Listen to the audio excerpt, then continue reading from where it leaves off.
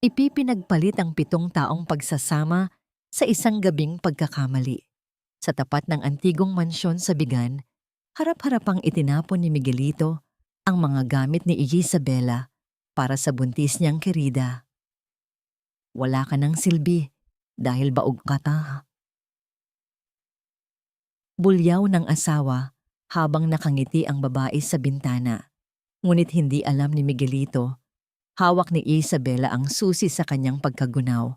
Kakayanin kaya ni Isabela na manindigan o habang buhay siyang magpapaalipin sa sakit? Wala ka ng silbi sa pamamahay na ito, Isabela.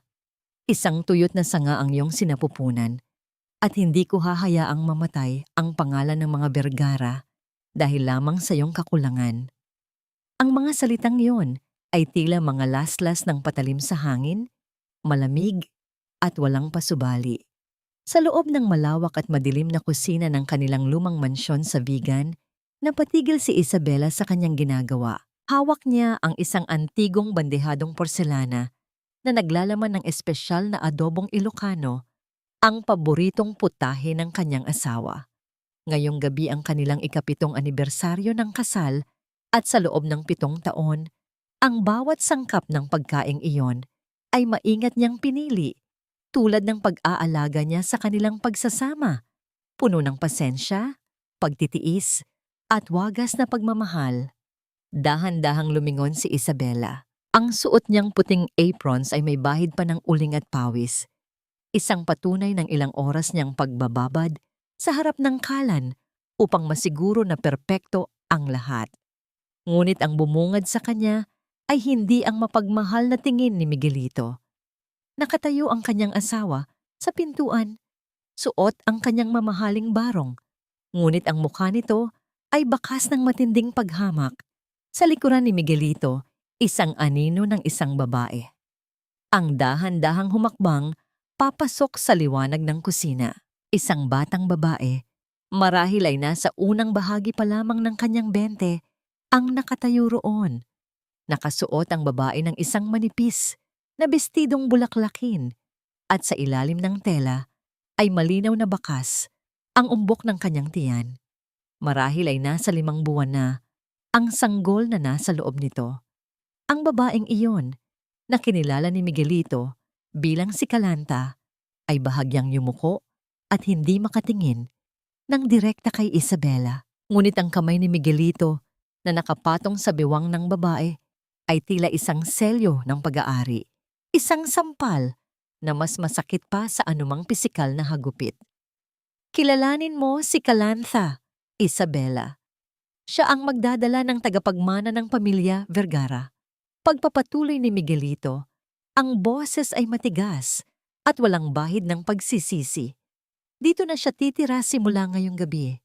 Huwag kang mag-alala, Isabela. Hindi ka naman mawawalan ng lugar sa mansyong ito. Ikaw pa rin ang asawa sa harap ng mga taga-Vigan. Ngunit si Calantha ang magiging reyna ng aking puso at ng silid na ito. Ang bawat salita ay tila lason na dahan-dahang dumadaloy sa mga ugat ni Isabela. Napatingin siya sa lamesang maayos na nakahain. Naroon ang mga kandilang dahan-dahang natutunaw, ang mga paboritong bulaklak ni Miguelito, at ang alak na binili pa niya sa malayo para lamang ipagdiwang ang 7 taon ng kanilang pagsasama. 7 taon na ibinigay niya ang lahat, ang kanyang kabataan, ang kanyang yaman, at ang kanyang buong pagkatao, para lamang sa lalaking ito na ngayon ay nakatayo sa harap niya, kasama ang bunga ng kanyang pagtataksil. Naramdaman ni Isabela ang biglang paglamig ng kanyang mga kamay. Ang bandehadong porselana na kanina ay maingat niyang hawak ay nagsimulang manginig sa kanyang mga daliri. Sa isang saglit, ang lahat ng lakas ay tila nawala sa kanyang katawan. Ang porselanang 7 taon niyang iningatan, ang porselanang minana pa niya sa kanyang ina, ay bumagsak sa sahig. Nagkadurog-durog ito, nagkalat ang mga piraso sa malamig na semento, kasabay ng pagsaboy ng mainit na sarsa ng adobo sa kanyang puting saya. Walang tunog na lumabas sa kanyang bibig, ngunit ang kanyang buong pagkatao ay sumisigaw sa sakit. Ang amoy ng masarap na pagkain ay naging amoy ng pagkabulok ng kanyang mga pangarap. Ang bawat piraso ng basag na pinggan ay tila sumasalamin sa kanyang sariling mukha. Wasak, kalat, at wala ng halaga. Bakit Miguelito?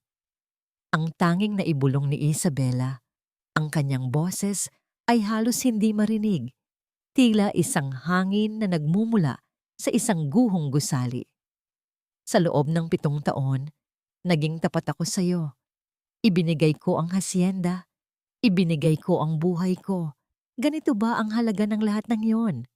Tumawa ng mapait si Miguelito, isang tunog na puno ng panunuya. Ang katapatan ay hindi nakakapagbigay ng anak, Isabela.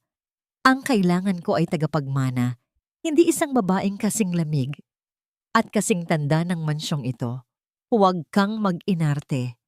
Magpasalamat ka at hindi kita pinalalayas sa gitna ng ulan.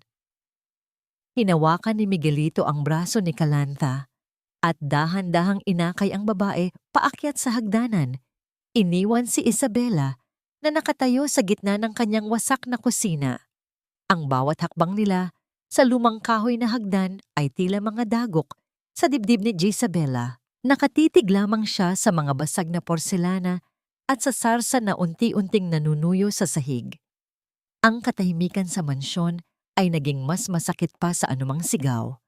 Sa dilim ng gabi, ang tanging maririnig ay ang sarili niyang hininga na tila isang banyaga sa sariling tahanan. Ito na ba ang katapusan ng lahat? Ang pagsakripisyo ba ng isang babae ay palagi na lamang hahantong sa ganitong uri ng kahihiyan? Habang nakatitig sa kawalan, isang tanong ang paulit-ulit na bumabalot sa kanyang isipan. Hanggang kailan mo kayang yakapin ang sakit bago mo mapagtanto na ang sarili mo na lamang ang tanging natitira sa iyo? Tiis lang, Isabela. Isang babae ka at ang dangal ng pamilya ay nasa iyong mga kamay. Huwag mong hayaang maging usap-usapan tayo sa buong vegan dahil lamang sa isang munting pagkakamali ng iyong asawa. Ang tinig ni Doña Severina ay tila isang malamig na hanging amihan na dumaan sa siwang ng bintana. Ngunit sa halip na magbigay ng ginhawa, ito ay nagdala ng kilabot sa balat ni Isabela. Nakaluhod si Isabela sa malamig na sahig ng kusina. Ang kanyang mga tuhod ay namumula na sa tagal ng pagkakasadsad habang pilit na kinukuskos ang natitirang mantsa ng sarsa ng adobo mula sa nagdaang gabi. Ang sikat ng araw sa umaga ay tumatagos sa mga bintanang kapis. Ipinapakita ang bawat butil ng alikabok na sumasayaw sa hangin. Tila pinagtatawanan ang kanyang kalagayan. Lumingon si Isabela sa kanyang tiyahin. Nakatayo ang matanda sa gitna ng kusina. Tuwid ang likod at hawak ang isang mamahaling paypay na yari sa ivory. Ang mga mata nito ay walang bakas ng habag, kundi puno ng panghuhusga. Munting pagkakamali, tiya. Ang mahinang tugon ni Isabela. Ang kanyang boses ay paos at basag. Nagdala siya ng ibang babae sa loob ng aking pamamahay. Isang babaeng nagdadala ng kanyang anak habang ako ay itinatrato niyang parang basahan sa sarili kong tahanan. Humakbang ng malapit si Doña Severina. Ang tunog ng kanyang mga takong sa kahoy na sahig ay tila isang babala. Isipin mo ang utang na loob mo sa mga Vergara, Isabela. Noong mamatay ang iyong mga magulang at malubog sa utang ang hasyenda, sino ang sumalo sa atin? Si Miguelito. Binuhay niya ang pangalan ng mga luntian sa pamamagitan ng kanyang yaman.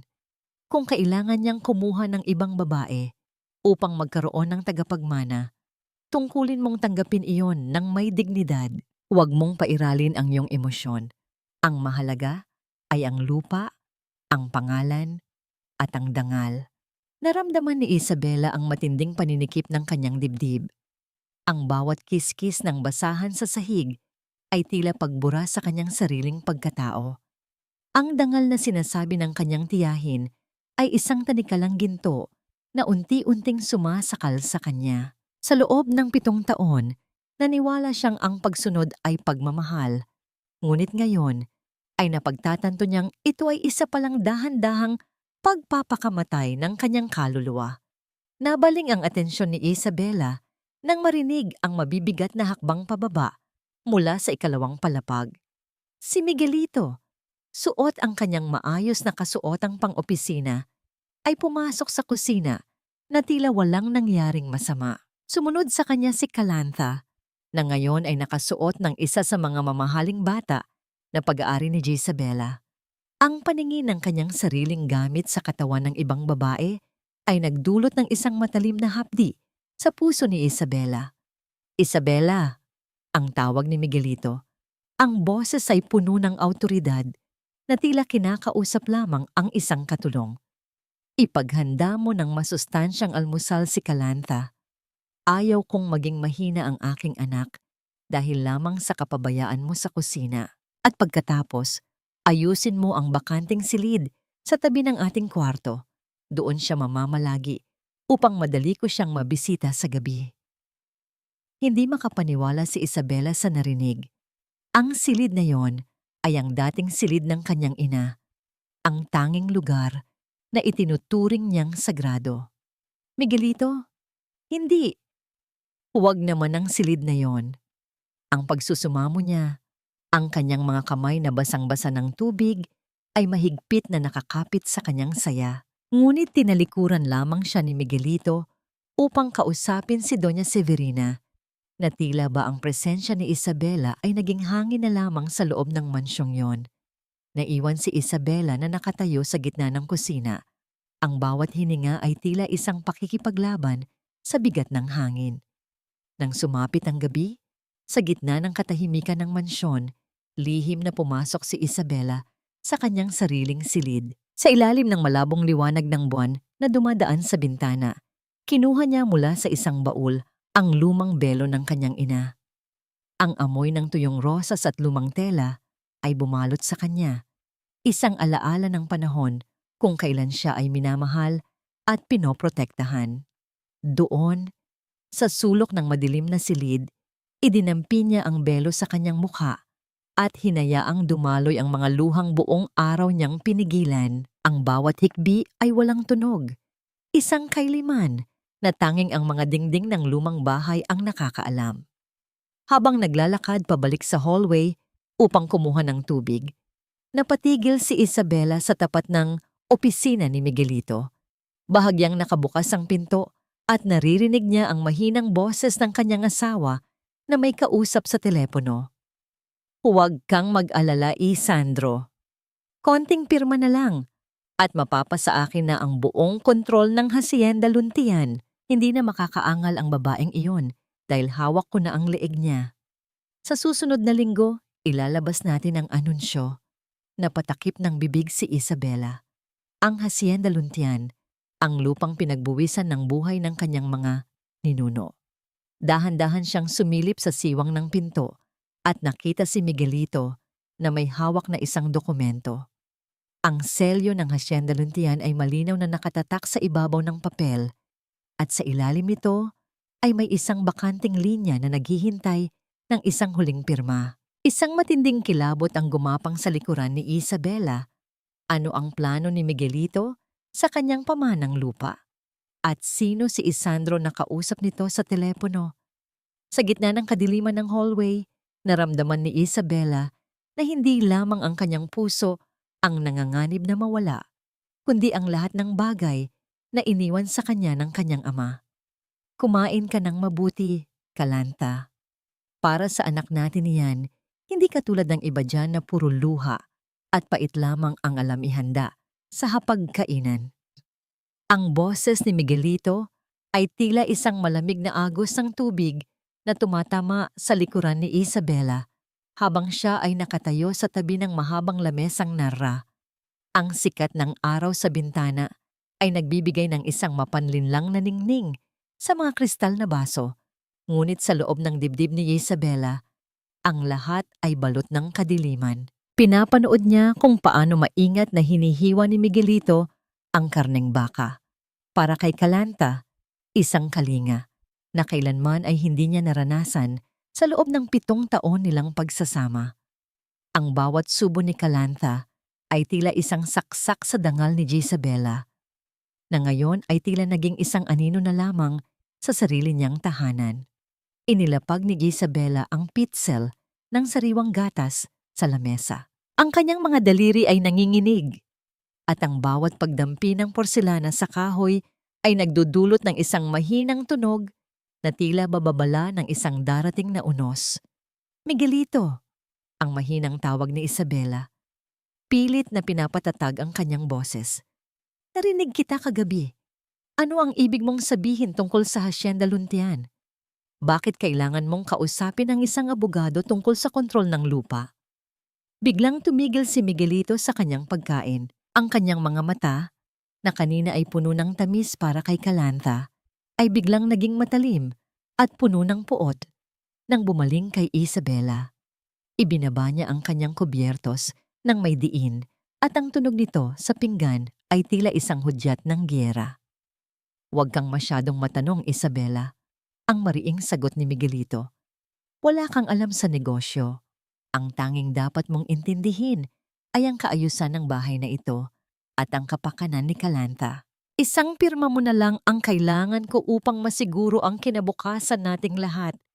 Huwag mong pairalin ang iyong pagiging pakialamera kung ayaw mong mas lalong maghirap ang kalagayan mo rito." Tumayo si Miguelito at padabog na lumabas ng silid kainan. Iniwan ang isang mabigat na katahimikan na tila ba sumasakal sa hangin. Si Kalantha naman ay nanatiling nakayuko. Ang kanyang mga kamay ay mahigpit na nakahawak sa kanyang tiyan. Tila ba natatakot sa tensyong namamayani sa paligid. Nang makaalis si Miguelito patungo sa kanyang opisina sa bayan, naiwan si Isabela na mag-isa sa kusina. Humarap siya sa malaking salamin na nakasabit sa dingding. Ang babaeng nakikita niya sa refleksyon ay hindi na ang masayahing Isabela na puno ng pangarap. Ang kanyang mga mata ay malalim na ang itim sa ilalim at ang kanyang labi ay tuyot na tila isang lupang hindi nadilig ng ulan sa loob ng mahabang panahon. Dahan-dahan niyang itinaas ang kanyang kamay at pinunasan ng isang luhang pilit na kumakawala sa kanyang mga mata. Sa sandaling iyon, sa gitna ng kanyang pag-iisa, naramdaman ni Isabela ang isang bagong uri ng lakas, isang lakas na nagmumula sa sagad na sakit. Pumasok siya sa loob ng library, ang silid kung saan madalas magkulong si Miguelito. Alam niyang mapanganib ang kanyang ginagawa, ngunit ang bulong ng kanyang konsensya ay mas malakas kaysa sa kanyang takot. Dahan-dahan niyang binuksan ang mga drawer ng lamesa, maingat na hindi makagawa ng anumang ingay na makakatawag ng pansin ng mga katulong. Sa ilalim ng isang tumpok ng mga luma at walang kwentang resibo, may nakita siyang isang sobrang may kulay asul na selyo. Ang pangalan ng bangko ay nakatatak ng malaki, Banco de Oro. Nang buksan niya ang liham, ang bawat salita ay tila isang sampal sa kanyang mukha. Notice of foreclosure. Ang Hacienda Luntian, ang lupang pilit niyang iningatan, ay nakasangla na pala at nasa bingit na ng pagbawi ng bangko dahil sa hindi pagbabayad ng mga utang ni Miguelito sa loob ng 6 na buwan. Naramdaman ni Isabela ang pag-ikot ng kanyang paligid. Ang pawis sa kanyang noo ay naging malalamig na butil ng takot. Bakit kailangang magsangla ng lupa si Miguelito kung ang sabi nito ay maayos ang kanyang mga negosyo sa Maynila? Ang katotohanan ay mas malala pa sa kanyang iniisip. Hindi lamang siya pinagtataksilan sa pag-ibig, kundi ninanakawan din siya ng kanyang kinabukasan. Habang maingat na ibinabalik ni Isabela ang liham sa loob ng sobre, naramdaman niya ang biglang pagbabago ng hangin sa loob ng silid. Ang init ng hapon ay tila biglang naglaho at napalitan ng isang nakapanlulumong lamig. Isang anino ang dahan-dahang humarang sa liwanag na nagmumula sa pintuan. "Anong ginagawa mo sa mga gamit ko, Isabela?" Ang boses ni Miguelito ay galing sa kanyang likuran, mababa at puno ng panganib. Napatigil ang puso ni Isabela at ang liham na hawak niya ay tila naging isang nagbabagang bakal sa kanyang mga kamay. Dahan-dahan siyang lumingon at doon, Sa gitna ng pintuan, nakatayo ang kanyang asawa na may isang madilim na ngiti sa mga labi na hindi umaabot sa kanyang mga mata. Ang hawak ni Isabela na sobre ay bahagyang nayupi sa kanyang pagkakahigpit.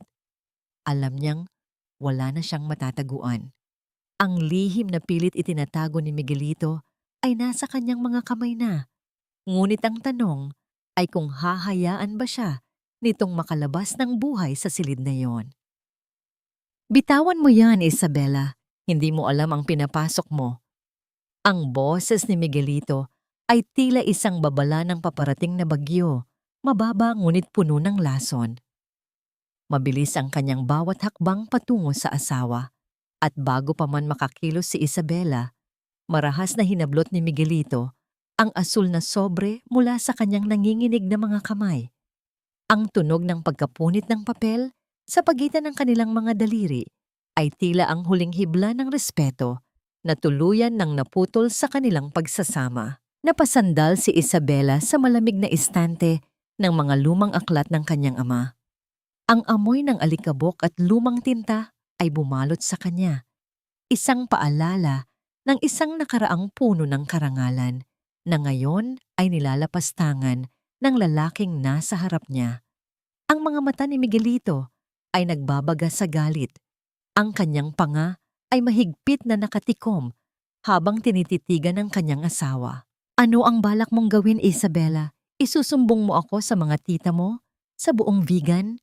Ang mapait na tawa ni Miguelito ay umalingaw-ngaw sa tahimik na silid. Ginigising ko lang ang natutulog na kayamanan ng Hacienda Luntian. Hindi mo ba nakikita? Ang lupang ito ay mamamatay sa iyong mga kamay dahil wala kang tagapagmana.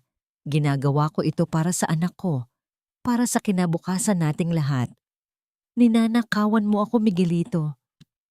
Ang sagot ni Isabela, ang kanyang boses ay nanginginig sa pagitan ng takot at poot. Ang hacienda ay pag-aari ng aking mga ninuno. Hindi mo ito pwedeng isangla nang wala ang aking pahintulot. Isang malamig na ngiti ang sumilay sa labi ni Miguelito.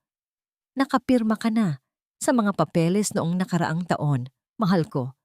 Akala mo ba ay para sa charity ang lahat ng pinapirmahan ko sa iyo? Masyado kang naniwala sa pag-ibig ko kaya ngayon ay wala ka nang magagawa. Marahas niyang itinulak si Isabela, palabas ng silid at malakas na isinarado ang pinto. Ang tunog ng pagkakandado nito ay tila isang hatol ng kamatayan para sa kanyang kalayaan. Ngunit hindi sumuko si Isabela. Nang sumapit ang hapon, sa tulong ni Aling Nena na matagal nang naninilbihan sa kanila, lihim siyang nakalabas ng mansyon sa pamamagitan ng pinto sa likuran. Suot ang isang malapad na sambalilo at payak na damit upang hindi makilala. Tinahak niya ang mga kalyang bato ng vegan patungo sa isang lumang opisina sa kanto ng Calle Crisologo. Ang opisina ni Attorney Isandro Di Malanta ay puno ng amoy ng matandang papel at selyo. Si Isandro, ang matapat na abogado at matalik na kaibigan ng kanyang ama, ay nagulat nang makita ang hitsura ni Isabela, maputla, balisa at may bakas ng tuyong luha sa mga mata. Tito Isandro, kailangan ko ng tulong. Ang pakiusap ni Isabela habang inilalatag ang kanyang mga hinala. Naisangla ni Miguelito ang hacienda. Sinasabi niyang wala na akong magagawa. Huminga ng malalim ang matandang abogado at kinuha ang isang makapal na folder mula sa kanyang cabinet. Hindi ganoon kadali iyon, Isabela. Ang iyong ama ay hindi isang taong padalos-dalos. May isang espesyal na kondisyon sa kanyang testamento na kailanman ay hindi ko sinabi kay Miguelito.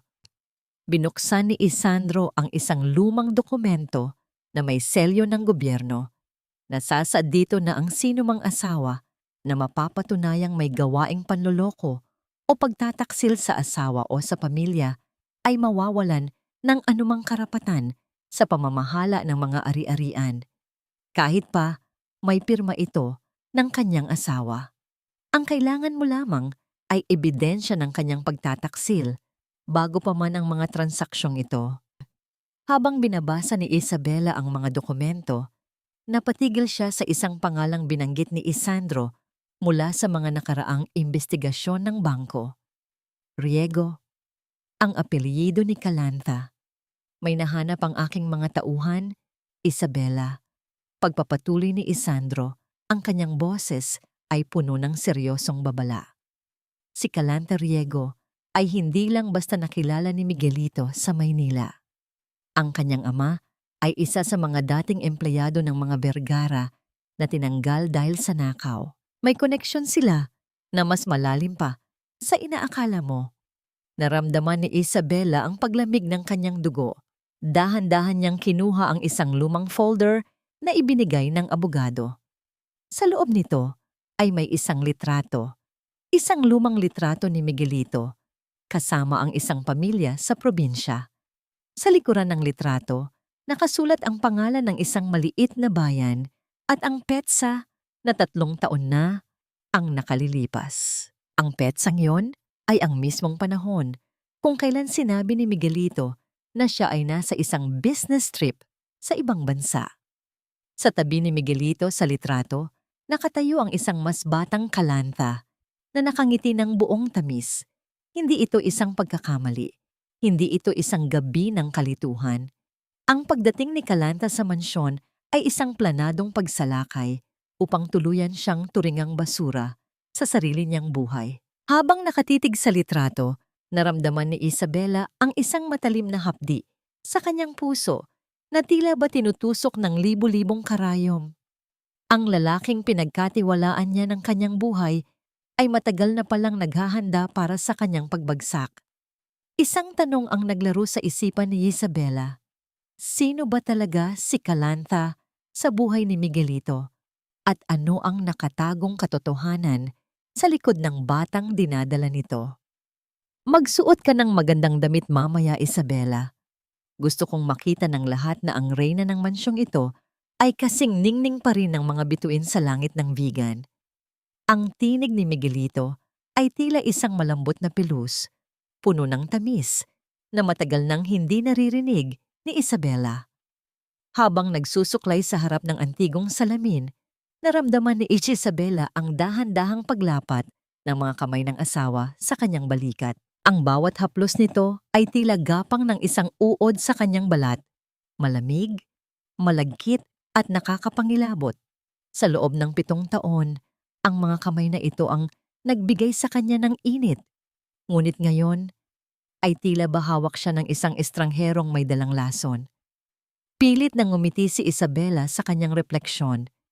Kailangan niyang maging matatag.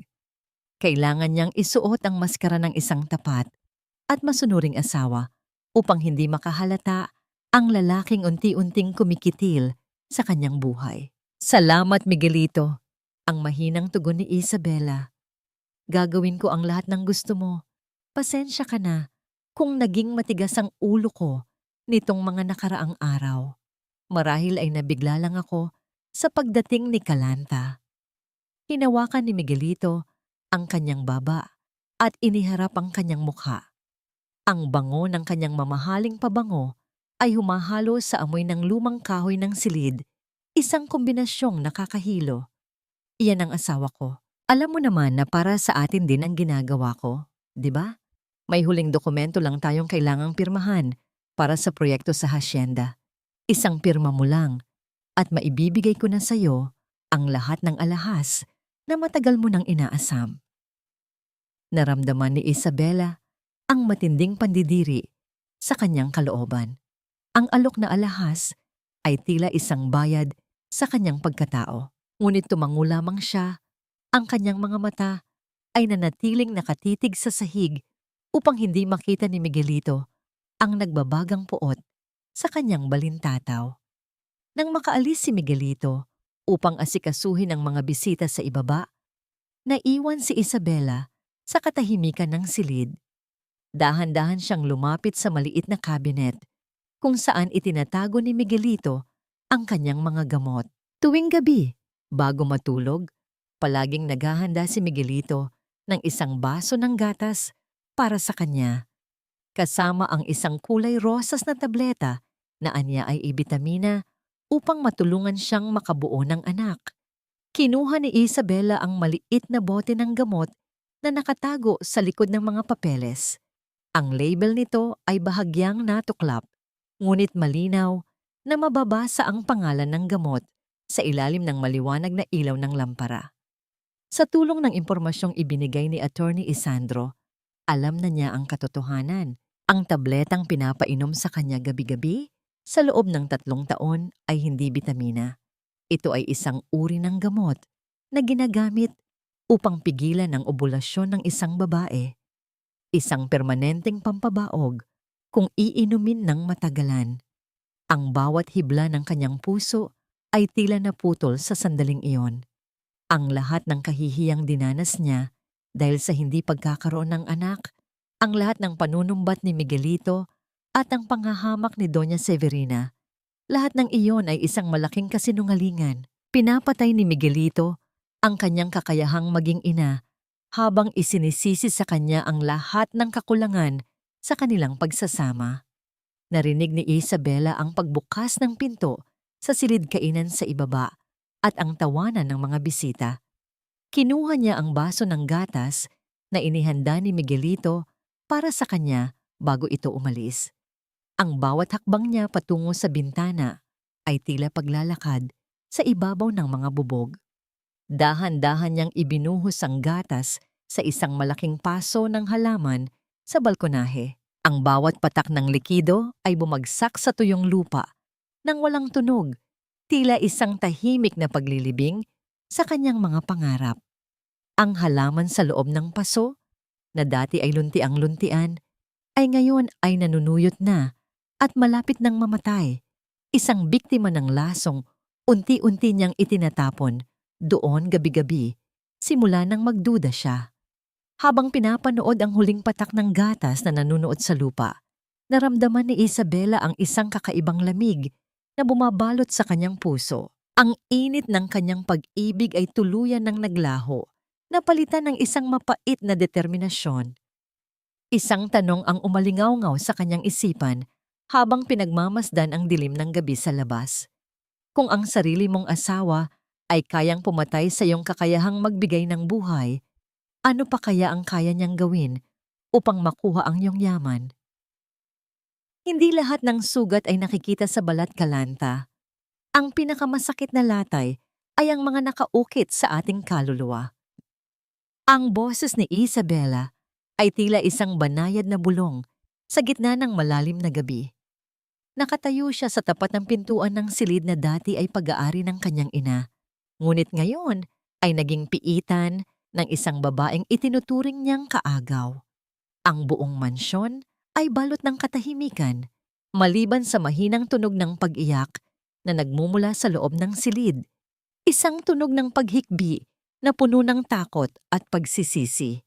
Dahan-dahang pumasok si Isabela. Sa ilalim ng malamlam na liwanag ng lampara, nakita niya si Kalanta na nakaupo sa gilid ng kama, nakayakap sa kanyang sariling mga tuhod. Ang buhok nito ay magulo, at sa kanyang kaliwang braso ay malinaw na bakas, ang isang namumulang pasa, tila ba mahigpit na piga ng isang malakas na kamay. Ang bawat paghinga ni Kalanta ay may kasamang panginginig, isang senyales ng matinding trauma. Napatigil si Isabela. Ang puot na dati niyang nararamdaman para sa babaeng ito ay biglang napalitan ng isang pamilyar na hapdi. Nakikita niya sa mga mata ni Kalanta ang sarili niyang anino, isang babaeng naniwala sa mga matatamis na pangako ng isang lalaking ang tanging mahal ay ang kanyang sarili. Lumapit si Isabela at kinuha ang isang baso ng tubig mula sa gilid ng mesa. Iniabot niya ito kay Kalanta nang walang anumang bakas ng galit. Ang kanyang mga kamay ay nanatiling panatag, isang tahimik na alok ng kapayapaan sa gitna ng bagyo. "Uminom ka muna," ang malumanay na sabi ni Isabela. Nagulat si Kalanta. Tumingala siya at ang kanyang mga mata na puno ng luha ay nagsusumamo ng patawad. "Bakit? Bakit mo ito ginagawa? Dapat ay galit ka sa akin. Dapat ay pinalalayas mo ako rito." Huminga ng malalim si Isabela at naupo sa isang antigong silya sa tapat ng kama. Dahil alam ko ang pakiramdam, Kalantha. Alam ko ang pakiramdam ng mahalin ang isang halimaw na nagpapanggap na anghel. Sabihin mo sa akin ang totoo. Hindi ba si Miguelito ang ama ng batang iyan? Napatitig si Kalantha sa baso ng tubig. Ang kanyang mga daliri ay nanginginig habang hinahawakan ang malamig na salamin. Ang katahimikan sa pagitan nila ay tila isang mabigat na kumot. Pagkaraan ng ilang sandali, dahan-dahang tumango si Kalantha. Ang kanyang boses ay halos hindi marinig sa hina. Pinangakuan niya ako ng maayos na buhay, Isabela. Sabi niya ay hiwalay na kayo, na ikaw ay isang baliw na babaeng hindi siya kayang mahalin. Kailangan ko ng pera para sa operasyon ng aking ina sa probinsya. Ginamit niya ang kahinaan ko. Ginamit niya ang pagiging desperada ko. Humagulhol si Kalantha. Ang kanyang buong katawan ay nayayanig sa bigat ng kanyang pag-amin. Ang batang ito, bunga ito ng isang pagkakamali sa piling ng isang lalaking iniwan din ako. Ngunit nang malaman ni Miguelito, sinabi niya na gagamitin niya ang batang ito upang makuha ang lahat ng sayo. Binantaan niya ako na papatayin niya ang aking pamilya kung hindi ako susunod. Naramdaman ni Isabela ang matinding panginginig ng kanyang sariling puso. Hindi lamang siya ang biktima rito. Si Kalantha, ang babaeng dinala ni Miguelito sa loob ng kanilang tahanan, ay isa ring bihag sa isang marahas na laro ng kasakiman. Ang tunay na kaaway ay hindi ang babaeng nasa harap niya, kundi ang lalaking kasalukuyang natutulog ng mahimbing sa kabilang silid, kampante sa kanyang mga kasinungalingan. "Huwag kang matakot, Kalantha," ang sabi ni Isabela, habang hinahawakan ang nanginginig na kamay ng dalaga. Ang haplos na yon ay hindi haplos ng isang kaagaw, kundi haplos ng isang nakatatandang kapatid. Hindi mo kailangang mag-isa sa laban na ito. Kung nais mong makalaya, kailangan nating magtulungan. Sa sandaling iyon, ang dalawang babae na pinaglayo ng pagtataksil ay pinag-isa ng parehong sugat. Ang amoy ng lumang kahoy at ang lamig ng gabi sa vegan ay naging saksi sa isang alyansang hindi inaasahan. Ngunit ang kanilang pag-uusap ay biglang naputol nang marinig nila ang isang malakas na katok mula sa pinto sa likuran ng mansyon. Hindi yon katok ng isang taong may magandang pakay. Ito ay sunod-sunod at marahas. Tila ba may hinahanap na kinuha mula sa kanila. "Kalantha, alam kong nariyan ka. Lumabas ka kung ayaw mong sunugin ko ang bahay na ito."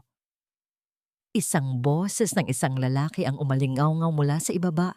Isang boses na puno ng puot at pagmamadali. Nanlaki ang mga mata ni Kalantha sa takot. Ang kanyang mukha ay nawalan ng kulay. Siya. Siya ang ama ng bata. Ang nauutal na bulong ni Kalantha habang mahigpit na kumapit si Kalantha sa braso ni Isabela. Ang kanyang mga kuko ay bumaon sa balat ng ginang dahil sa matinding pangamba. Ang bawat marahas ng hampas sa pinto sa ibaba ay yumanig sa pundasyon ng lumang mansyon. Tila ba ang katahimikan ng gabi ay pinunit ng isang halimaw na naghahanap ng biktima. "Huwag mong hayaang makuha niya ako, Isabela. Papatayin niya ako. Papatayin niya ang anak ko." Ang paos na pagsusumamo ni Kalantha, ang kanyang mga mata ay nanlilisik sa takot. Mabilis na kumilos si Isabela.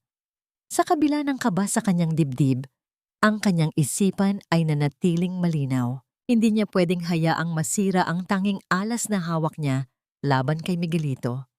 Inakay niya si Kalantha patungo sa malaking aparador na yari sa Nara, ang cabinet na kinalakihan niya at pinagtataguan noong siya ay bata pa. "Magtago ka rito. Huwag kang gagawa ng anumang tunog kahit anong mangyari."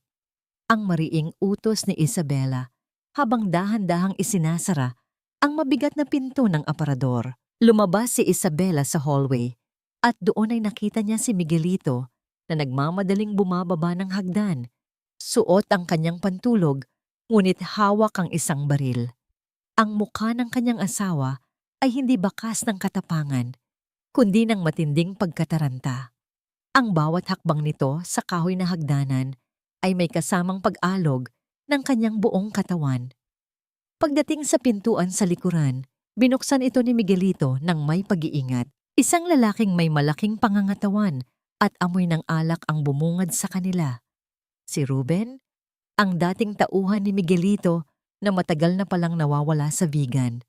Ang galit sa mukha ni Ruben ay tila isang apoy na handang tumupok sa lahat ng madadaanan nito. Nasaan si Kalanta, Miguelito? Alam kong itinago mo siya rito. Hindi mo pwedeng angkinin ang anak ko para sa iyong mga kasinungalingan. Ang sigaw ni Ruben, ang boses ay puno ng pait. Umalis ka rito, Ruben. Wala kang ebidensya. Binayaran na kita para manahimik. Ang sagot ni Miguelito, ang kanyang boses ay nanginginig. Habang itinututok ang baril sa lalaki, nakatayo si Isabela sa dilim ng itaas na palapag. Pinapanood ang tagpong iyon ng may matinding pangingilabot. Ang lahat ng piraso ng puzzle ay unti-unti nang nabubuo. Ang pag-ibig, ang tagapagmana, ang dangal ng pamilya.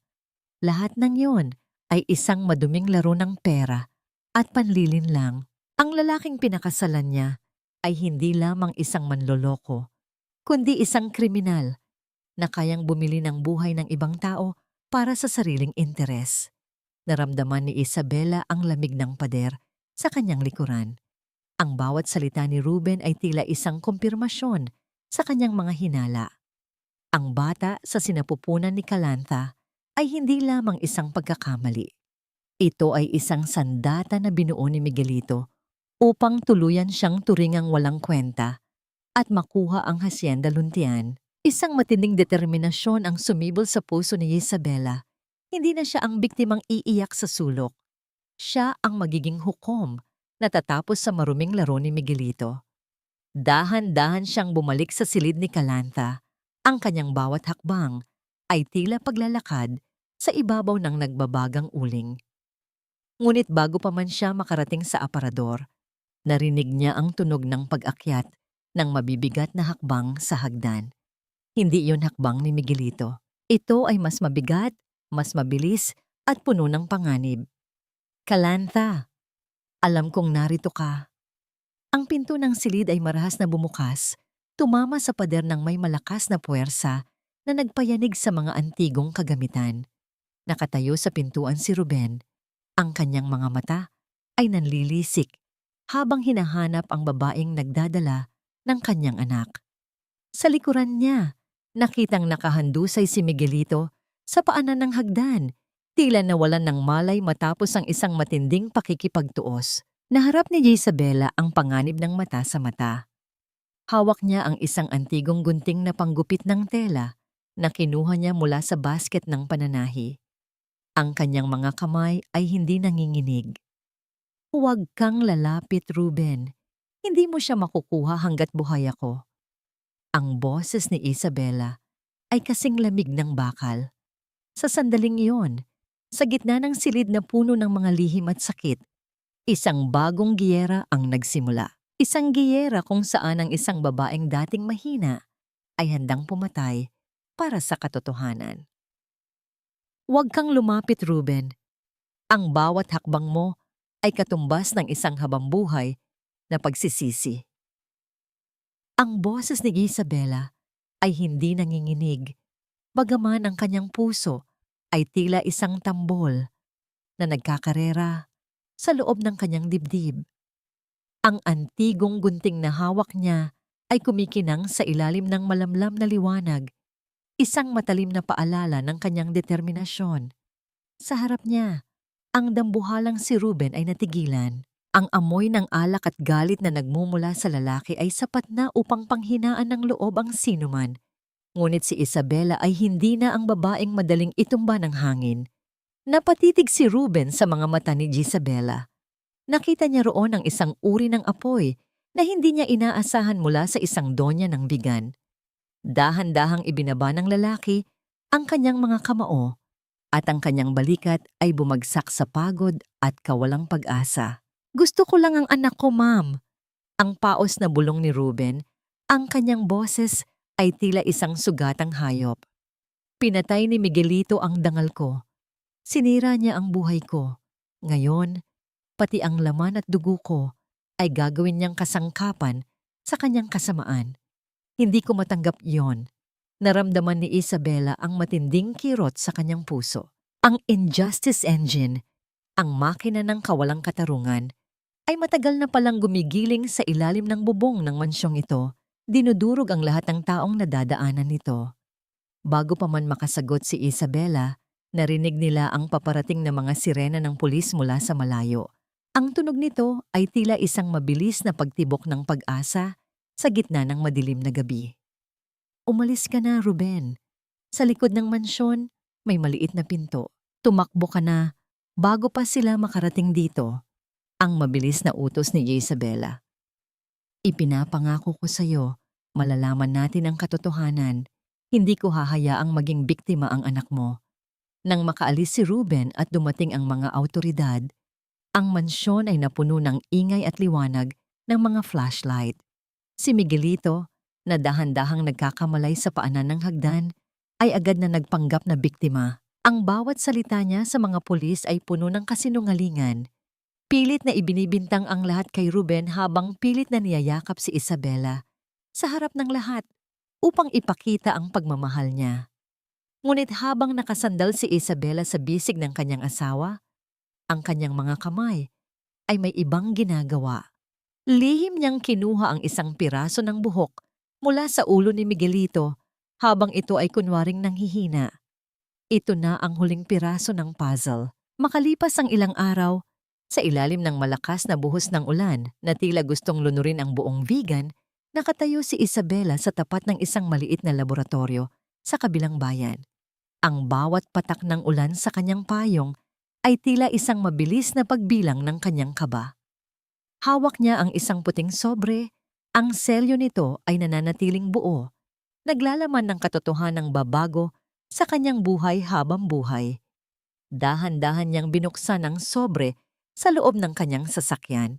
Ang bango ng basa sa lupang nagmumula sa labas ay humahalo sa amoy ng chemical ng papel. Ang mga mata niya ay mabilis na naghahanap sa mga teknikal na salita hanggang sa matagpuan ang huling konklusyon. 0% probability of paternity. Hindi anak ni Miguelito ang bata. Kasabay ng pagkadurog ng huling hibla ng pag-aalinlangan, may isa pang papel na kasama sa sobre, isang ulat mula sa investigador ni Attorney Isandro.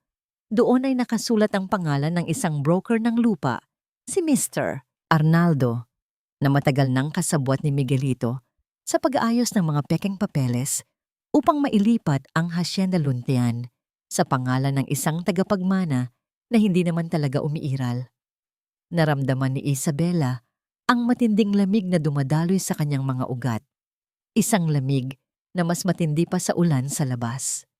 Ang lahat ay isang malaking sabwatan. Ang pag-ibig ni Miguelito, ang pagbubuntis ni Calantha, ang pagtatanggol ni Doña Severina, lahat ay bahagi ng isang madilim na plano upang tustusan ang mga utang ni Miguelito sa sugal at maling negosyo.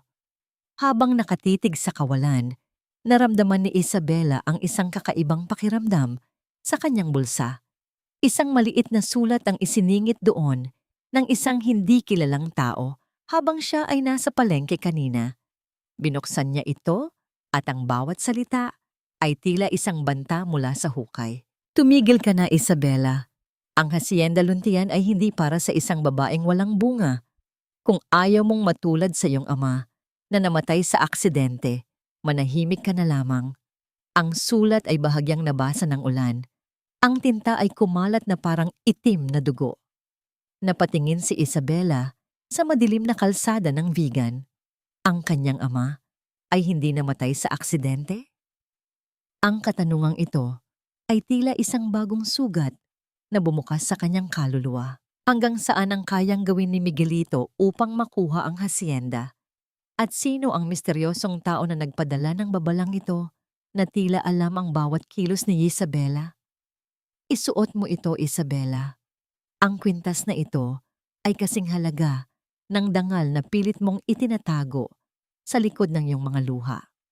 Ang boses ni Miguelito ay puno ng pagmamalaki habang isinusuot niya ang isang mabigat na kwintas na brilyante sa leeg ni Isabela. Ang lamig ng metal sa kanyang balat ay tila isang bakal na tanikala. Sumasakal sa kanyang hininga sa bawat paghigpit ng lock nito. Sa harap ng antigong salamin, nakita ni Isabela ang kanyang refleksyon. Isang babaeng nakasuot ng pinakamahal na traje de mestiza. Ngunit ang kanyang mga mata ay tila dalawang malalim na balon ng pait at lihim. Ang buong mansyon sa Vigan ay nababalot ng liwanag at ingay. Ang tunog ng mga yabag ng mga panauhin sa kalsadang bato ay naririnig hanggang sa loob, hudyat ng simula ng pinakamalaking pagtitipon sa kasaysayan ng mga Luntian Kyles. Ngayong gabi, ipagdiriwang ni Miguelito ang tagapagmana at iaanunsyo ang pagbabago ng Hacienda Luntian tungo sa isang modernong resort. Isang selebrasyon na itinayo sa ibabaw ng mga kasinungalingan at nakaw na pangarap. Dahan-dahang bumaba si Isabela sa malawak na hagdanan. Sa bawat hakbang niya, naramdaman niya ang mga mata ng mga tao na nakakatingin sa kanya. Ang mga bulungan tungkol sa kanyang pagkabigo bilang asawa at ang suwerte ni Calatha. Nakita niya si Doña Severina sa gilid ng hall, nakatayo ng tuwid at tila reyna ng mga mapanghusga. Lumapit si Isabela sa kanyang tiyahin.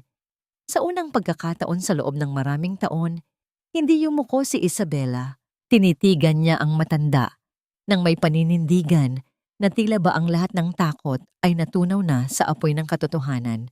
Sana ay mabusog kayo sa pagkaing inihanda ko, tiya. Ang boses ni Isabela ay kasing talas ng labaha. Dahil pagkatapos ng gabing ito, wala nang matitirang puwang para sa mga taong tumalikod sa katotohanan para lamang sa isang pekeng dangal.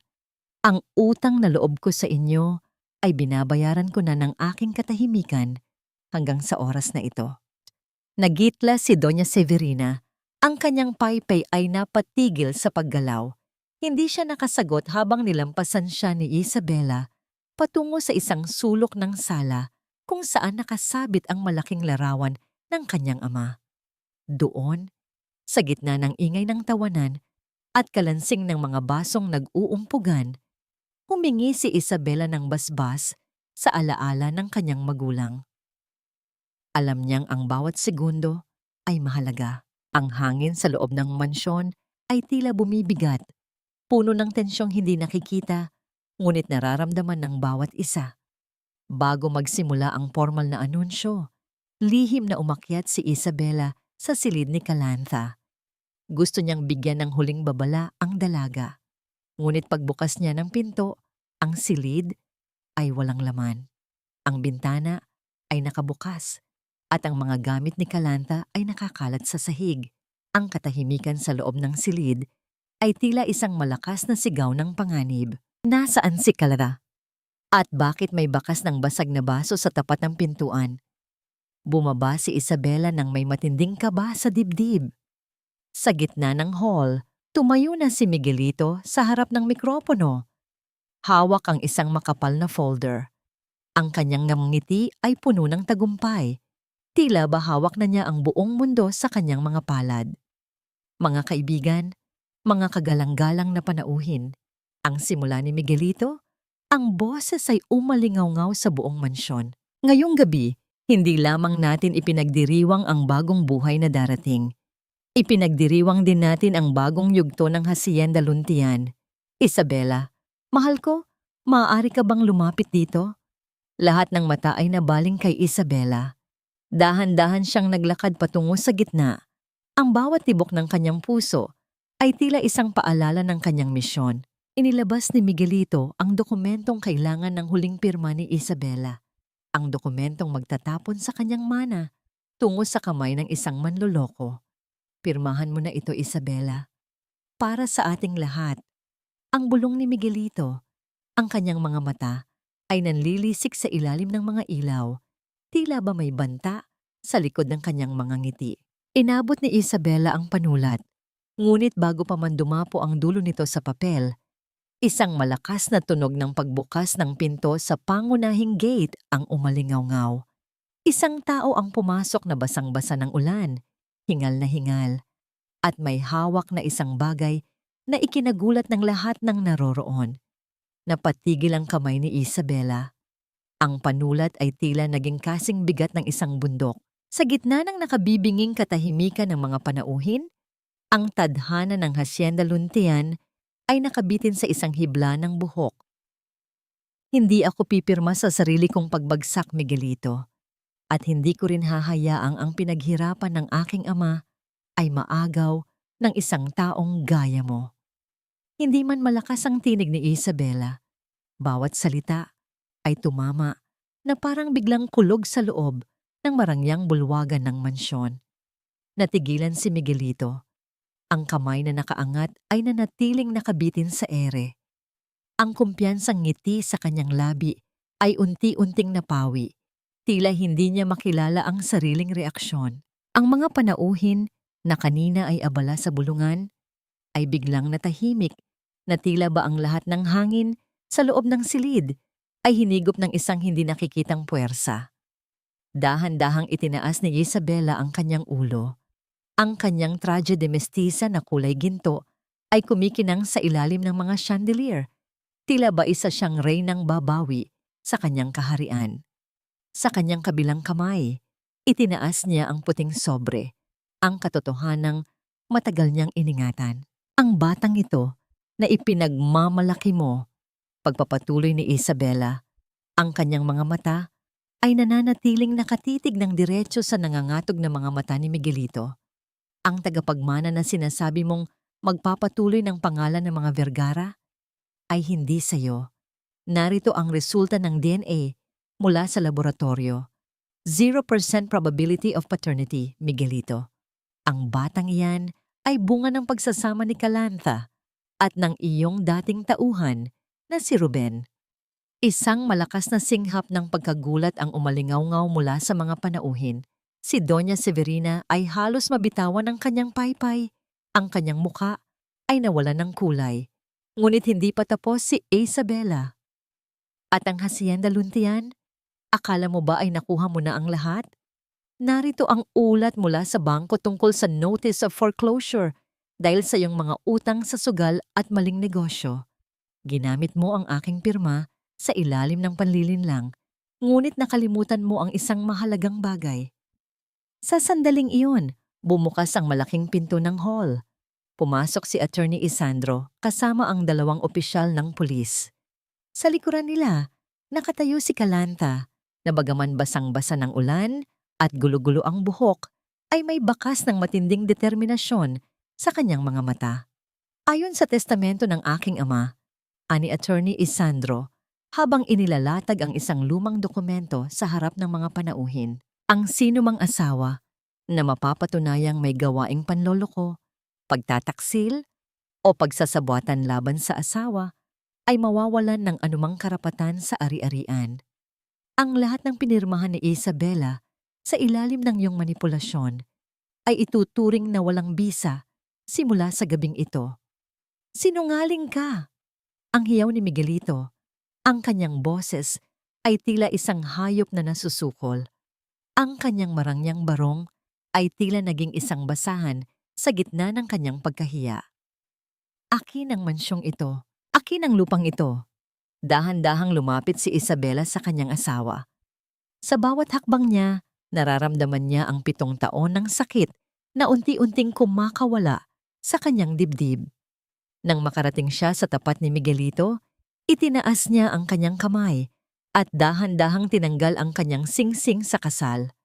Ang bawat pag-ikot ng ginto sa kanyang daliri ay tila isang pagbaklas sa mga tanikala ng nakaraan. Inilagay niya ang singsing sa ibabaw ng lamesa, sa tapat mismo ng mga kamay ni Miguelito. Ang tunog ng pagtama ng ginto sa kahoy ay tila isang huling hudyat ng kanilang katapusan. Ang singsing na ito ang simbolo ng aking pag-ibig na binalahura mo, ang mahinang bulong ni Isabela, ngunit sapat na upang marinig ng lahat. Simula sa gabing ito, wala ka ng asawa, wala ka ng ari-arian, at wala ka ng dangal. Ikaw ay isang estranghero na lamang sa pamamahay na ito. Biglang nagbago ang mukha ni Miguelito. Ang kanyang takot ay napalitan ng isang madilim at marahas na desperasyon. Mabilis niyang kinuha ang isang bagay mula sa loob ng kanyang barong. Ang tunog ng pagkasa ng baril ay bumasag sa nakabibinging katahimikan ng hall. Nanlaki ang mga mata ng mga bisita. Ang ilan ay napasigaw. Ang ilan ay napadapa sa sahig. Itinutok ni Miguelito ang baril sa kanyang sariling sentido.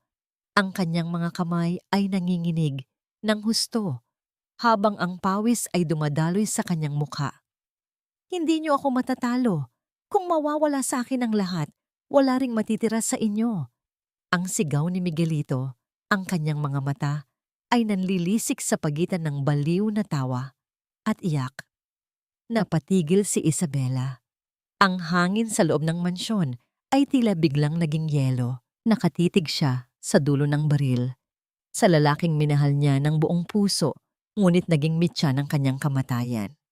Ang katahimikan ng mga panauhin ay tila isang mabigat na kumot na bumabalot sa buong silid, habang ang bawat tibok ng puso ni Isabela ay tila isang paalala na sa isang segundo lamang, ang lahat ng tagumpay niya ay maaaring magwakas sa isang madugong trahedya. Tabam. Huwag mong ituloy iyan, Miguelito. Huwag mong madungisan ng iyong dugo ang lupang kailanman ay hindi naging karapat-dapat sa iyo. Ang boses ni Isabela ay kasing lamig ng semento, ngunit may lalim ng isang dagat na pagod na sa bagyo. Hindi siya kumurap, hindi siya umatras. Sa gitna ng hall, ang dulo ng baril ni Miguelito ay nanginginig sa kanyang sentido. Ang bawat daliri nito ay tila naging yelo sa takot at kahihiyan. Ang pawis na dumadaloy sa mukha ng kanyang asawa ay humahalo sa mga luhang hindi para sa pagsisisi, kundi para sa kanyang sariling pagkatalo. Isang matalim na tunog ng pag-atras ng bakal sa loob ng baril ang narinig ng lahat. Ang huling hudyat bago ang isang trahedya. Ngunit bago pa man madiinan ni Miguelito, ang gatilyo, isang mabilis na anino ang sumugod mula sa gilid. Si Ruben, na kanina pa nakatago sa dilim ng pasilyo, ay marahas na sinunggaban ang mga kamay ni Miguelito. Ang tunog ng pagbagsak ng mabigat na bakal sa sahig na nara ay umalingaw-ngaw sa buong mansyon, tila isang huling hantong ng lahat ng kasamaan. Mabilis na kumilos ang mga pulis upang piringan ang mga kamay ni Miguelito, habang ang lalaki ay humagulhol na parang isang batang nawalan ng laruan. Ang bawat sigaw ni Miguelito ay puno ng puot. Isinisigaw ang mga pangalan ng mga taong aniya ay nagtaksil sa kanya, ngunit ang bawat salita ay tinangay lamang ng hangin. Pinanood ni Isabela ang pagkaladkad sa kanyang asawa palabas ng mansyon. Ang bawat hakbang ng mga pulis sa kalsadang bato ng Vigan ay tila pagbura sa 7 taon ng kanyang pagtitiis. Nang mawala na ang mga sirena sa malayo, ang mansyon ay nabalot ng isang kakaibang uri ng katahimikan. Isang katahimikang hindi nakakabingi, kundi nakakahinga. Lumingon si Isabela kay Doña Severina. Ang matanda ay nakatayo sa isang sulok. Ang kanyang mamahaling paypay ay nakatiklom na at ang kanyang mga balikat ay nakalaylay sa matinding kahihiyan. Ang mga panauhin ay dahan-dahang nagsimulang mag-alisan. Ang kanilang mga bulungan ay tila mga tuyong dahon na tinatangay ng hangin. Ang dangal na pilit mong iningatan, tiya, ang mahinang sabi ni Isabela habang naglalakad patungo sa matanda. Ay isang bahay na yari sa baraha, isang hipan lang ng katotohanan, gumuho ang lahat. Ngayong gabi, ang pamilyang ito ay wala nang itatagong lihim. Maaari na kayong umalis. Hindi nakasagot si Doña Severina. Sa unang pagkakataon, ang kanyang matatayog na tingin ay bumagsak sa sahig. Dahan-dahan siyang naglakad palabas ng mansyon, bitbit ang kanyang mga gamit at ang bigat ng kanyang sariling mga pagkakamali. Nang maiwan na lamang ang mga taong tunay na nagmamahal sa kanya, lumapit si Isabela kay Calantha. Ang dalaga ay nakaupo sa isang silya, nakayakap sa kanyang tiyan habang ang mga luha ay patuloy na dumadaloy. Lumuhod si Isabela sa tapat nito at hinawakan ang kanyang mga kamay. Ang init ng balat ni Kalantha ay tila isang paalala na sa gitna ng lahat ng pagkawasak, may buhay pa ring nagpapatuloy. Ang dalawang babaeng ito na pinaglayo ng isang lalaking sakim ay ngayon ay pinag-isa ng isang malalim na unawaan na tanging mga biktima lamang ang nakakaalam. Tapos na ang lahat, Kalantha. Ang bulong ni Isabela, ang kanyang boses, ay puno ng pag-asa. Hindi ka na mag-iisa. Ang batang iyan ay hindi magiging kasangkapan ng sinuman. Siya ay magiging bunga ng isang bagong simula. Yumakap si Kalantha kay Isabela. Ang kanyang mga hikbi ay naging tunog ng pasasalamat. Sa loob ng malawak na hall, ang amoy ng ulan at ang halimuyak ng mga bulaklak sa labas ay nagsimulang pumasok. Tila hinuhugasan ang bawat sulok ng mansyon mula sa laso ng nakaraan. Habang pinagmamasdan ni Isabela ang labas ng bintana, nakita niya ang unang sinag ng bukang liwayway na gumuguhit sa langit ng Vigan. Ang Hacienda Luntian ay nanatili sa kanyang mga kamay, ngunit ang tunay na kayamanan ay ang kalayaang nahanap niya sa gitna ng kanyang mga sugat. Isang tanong na lamang ang natitira sa kanyang puso habang pinagmamasdan ang tahimik na kalsada. Ano ang gagawin niya sa natitirang bahagi ng kanyang buhay ngayong ang hacienda ay hindi na isang pabigat, kundi isang pagkakataon upang makatulong sa iba? Hindi lahat ng basura ay itinatapon. Ang iba ay ginagawang pataba para sa bagong usbong ng buhay. Ang boses ni Isabela ay kasing linaw ng sikat ng araw na tumatama sa mga antigong bintanang kapis ng mansyon. Isang buwan na ang nakalilipas simula ng yanigin ng iskandalo ang buong Vigan at ang bawat sulok ng bahay na ito ay sumailalim sa isang masusing paglilinis. Wala na ang amoy ng lason at panlilinlang. Ang bawat dingding ay muling pininturahan ng puti at ang bango ng mga sariwang bulaklak ng asukal ay malayang humahalimuyak sa bawat pasilyo. Nakatayo si Isabela sa gitna ng kanyang hardin. Hawak ang isang maliit na pala. Ang kanyang mga kamay, na dati ay pilit na pinapanatiling makinis para sa isang asawang hindi siya pinapahalagahan, ay ngayon ay may bahid ng maitim na lupa. Isang matamis na ngiti ang sumilay sa kanyang mga labi habang dahan-dahan niyang itinatanim ang isang bagong binhi ng tubo sa gitna ng Hacienda Luntian. Ang bawat pagbaon ng kanyang mga daliri sa lupa ay tila isang pakikipag-ugnayan sa kaluluwa ng kanyang ama, isang pangakong hinding-hindi na muling mawawala ang kanilang pamana. Lumapit sa kanya si Attorney Isandro, bitbit ang mga papeles para sa pagbubuo ng Luntian Foundation, isang institusyon na magbibigay ng proteksyon at pangkabuhayan para sa mga kababaihang biktima ng pang-aabuso at panlilinlang sa pera. Handa na ang lahat, Isabela, ang sabi ng matandang abogado nang may pagmamalaki. Ang bahagi ng hacienda na dati ay balak ibenta ni Miguelito ay magiging isang sentro ng sining at kultura at ang mga kinitang pera mula sa ani ay mapupunta na sa mga scholarship ng mga anak ng ating mga magsasaka. Tumango si Isabela.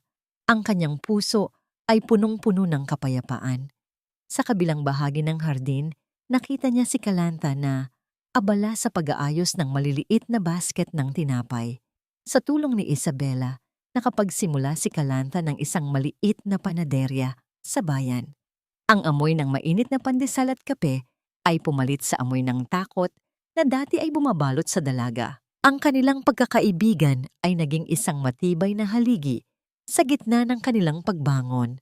Bago matapos ang hapon, nagpasya si Isabela na gawin ang huling bagay na kailangan niya para sa kanyang ganap na paghilom.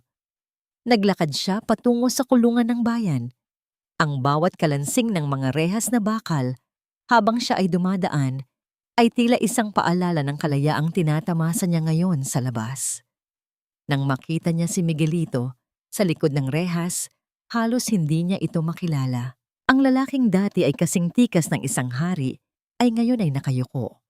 Ang kanyang mga mata ay walang ningning at ang kanyang balat ay maputla. Wala na ang mamahaling barong, wala na ang mapangaping ngiti. Isabela, ang paos na tawag ni Miguelito, ang kanyang boses ay tila isang hangin na nagmumula sa isang libingan. Patawarin mo ako, kailangan ko ang pera. Para sa atin din naman iyon. Tinitigan siya ni Isabela ng matagal. Walang galit sa kanyang mga mata, wala ring puot. Ang tanging naroon ay ang isang malalim na awa para sa isang taong naging alipin ng sarili niyang kasakiman. Pinatawad na kita, Miguelito. Ang mahinang tugon ni Isabela, ang boses ay panatag at walang panginginig.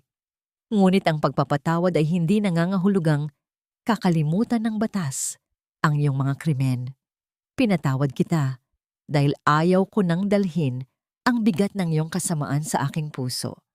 Malaya na ako sa iyo at sa wakas, malaya na rin ako sa takot na baka hindi ako sapat.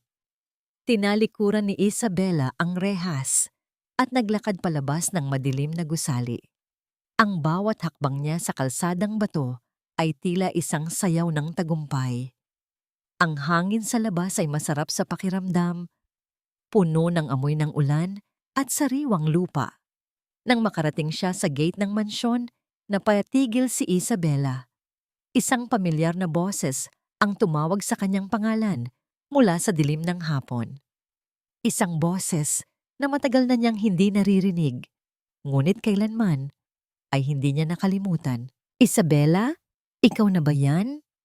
Isang tanong ang muling sumibol sa kanyang isipan habang pinagmamasdan ang anino ng taong nakatayo sa labas ng kanyang tahanan.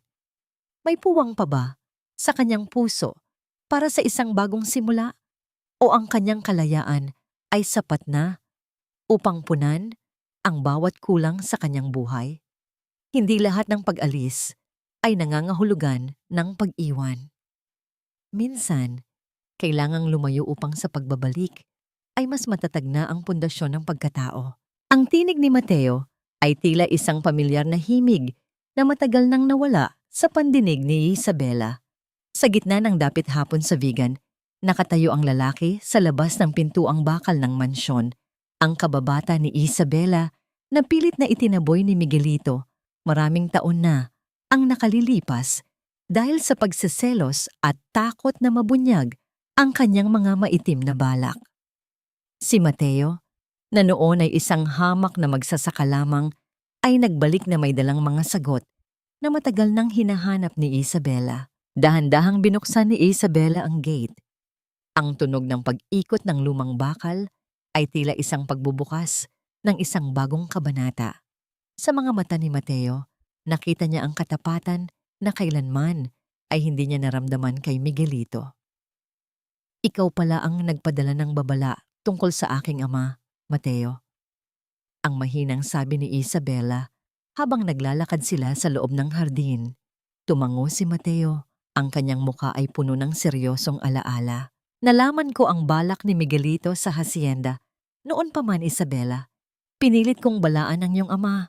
Ngunit bago pa man kami magkausap ng formal, nangyari na ang aksidente. Maraming taon akong nagtago sa Maynila upang kumuha ng ebidensya laban sa mga kasabwat ni Miguelito. Ngayong malaya ka na, narito ang mga huling dokumento na magpapatunay na ang kamatayan ng iyong ama ay hindi isang pagkakataon, kundi isang sadyang kapabayaan na pinlano ni Miguelito. Naramdaman ni Isabela ang isang matinding bugso ng emosyon. Ang bawat piraso ng kanyang nakaraan ay unti-unti nang nabubuo. Ngunit sa halip na puot, ang naramdaman niya ay isang malalim na kagaanan.